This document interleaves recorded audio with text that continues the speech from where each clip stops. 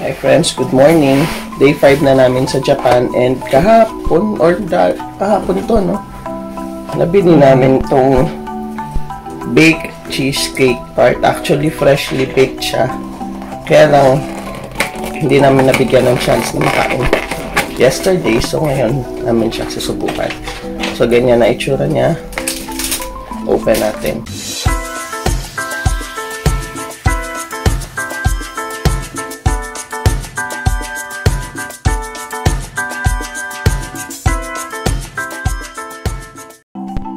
So, ganito yung itsura niya pag nasa box. Actually, 2 pieces ito ng regular na cheese tart. Tapos, ito is Mont Blanc. Dalawa din. So, meron pang isa nito sa ilalim. So, 2 layers to. Bali, 4 pieces. So, ganito itsura niya. Ito Mont Blanc. Ganito. At saka yung regular na cheesecake. Ganito. Start natin sa regular cheesecake.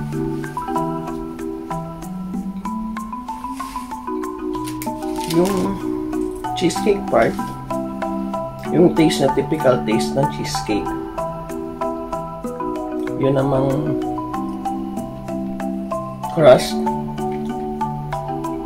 Siguro kung bagong luto to, medyo crunchy pa siya. Pero ngayon, ano na siya soggy na. Pero hindi rin siya masyado matamis, sakto lang. So, yung combination nila nung crust at saka nung cheesecake, masarap din. Very mild yung lasa ng cheesecake at saka yung konting sweetness, gano'n.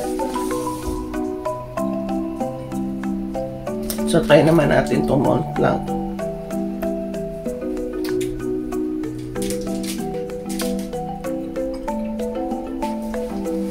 Meron siyang chestnuts on top. Very soft lang yung chestnut. Pero different yung texture niya compared sa cheesecake at saka sa crust. Etong Mont Blanc, slightly sweet siya compared sa regular.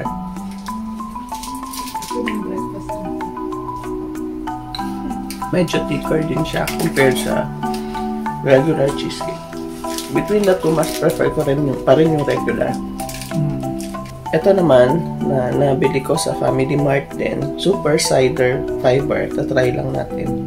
0 calorie daw to. So, try natin kung ano lasa niya.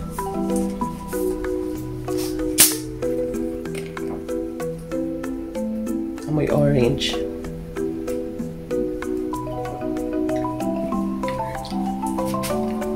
Para rin siyang sparkling water na flavored ng orange.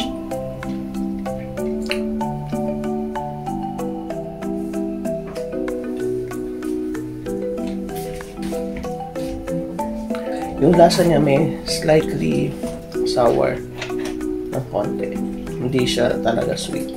So, sana po ay nagustuhan niyo ating video for today. Kung nagustuhan niyo pong ating video, please like, share, and subscribe. And don't forget to hit that notification bell para ma-update kayo sa mga current videos ko. So, until my next video, this has been Lorraine reminding you that God loves you. Bye-bye!